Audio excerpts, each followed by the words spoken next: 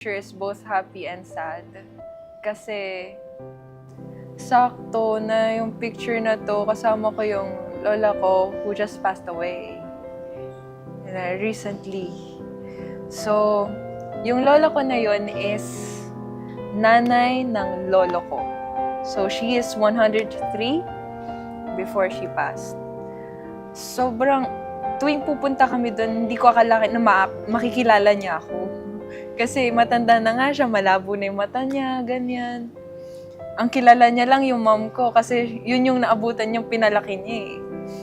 So, tuwing nagkikita kami, yan na ba yung apo ko? Yan ba yung apo ko sa apo ko? Nakakatuwa. Graduation pictorial! Grabe naman ang babae. Banat na banat ang buhok ko dyan. Grabe, for the bling-bling din ng earrings ko dyan. Kasi that time, sabi nila, glam dapat yung photo. And pinanindigan ko yung sinasabi nila, pwede ka mag-pageant, okay, magpa-pageant tayo for the glam. Ever since na sumali ako sa mga amateur singing contest, mabibilang lang doon yung panalo ko. Like, hindi ko na mabilang kung ilan yung nasalihan ko. Siguro kasi kaya hindi ako sumuko kahit lagi ako natatalo is yung mindset ko, music for me is not a competition. Sabi ko, kumakanta ko kasi gusto ko, hindi dahil inilalaban ko lang. Na pag natalo ako, kailangan ko nang itigil. Kumanta ako, nagsimula akong kumanta, hindi na nagko-compete ako. Kumanta ko kasi gusto ko lang. Kasi parang passion ko na siya eh. So, this was, I think, 2024, Nirepresent ko yung city namin sa provincial na Binibining, Laguna. So, I placed second runner-up dito sa pageant na to. This is one of the biggest na pageant na nasalihan ko. This was taken nung grand finals ng Tawag ng Tanghalan. Ito yung time na, sa grand finals kasi doon, isang 1 week na nangyayari yung grand finals, nababawasan each day. There are 12 grand finalists on the first day, tapos every day may nababawas. So, this was on the 5th day, kasi 6 days yung grand finals before yung pinakahuling tapatan.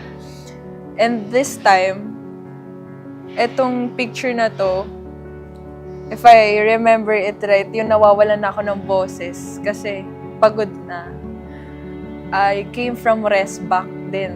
Tapos sumunod na linggo, ito yung nangyari. So, walang pahinga. Walang naging pahinga that time. I think naging emotional pa ako dyan kasi hindi ko na alam paano ko ilalabas yung boses ko kasi paus na ako, pagod na. Pero sabi ko last na naman, ipupush na lang, ilalaban ko na lang that time. And umabot naman ako sa top 5. What I appreciate about them is, di ba nagkakaroon ng inggitan sa magkakapatid kapag yung time ng parents nandun lang sa isa, ganyan.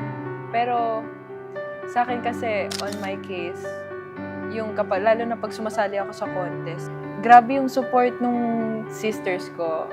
I'm very, very grateful for my sisters kasi sobrang, ako yung ate pero minsan talaga nararamdaman ko ako yung binibaby nila eh. Kaya,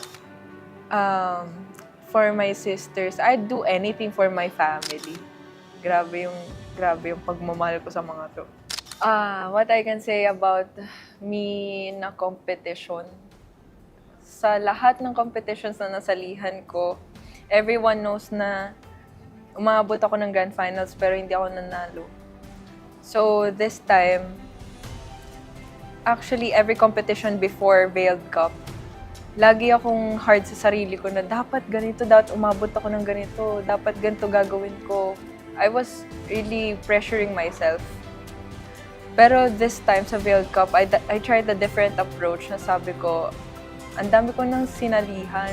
Why not try to enjoy na lang? yeah, the pressure is still there, pero I have to enjoy more. So, honestly, every competition that I join, I don't expect anything. Na mananalo ba ako, ganyan. Hindi ako nag-expect ng ganun. Lalo na ngayong veiled kasi iba't ibang countries yung kalaban ko and ang gagaling ng lahat. Sabi ko, wala akong expect, hindi ako mag-expect ng kahit ano, like every round. And then we bagged the trophy, came back home. Sa photo na to, sabi ko, totoo ba to? Hawak ko lang ba to? O iuuwi ko na talaga siya?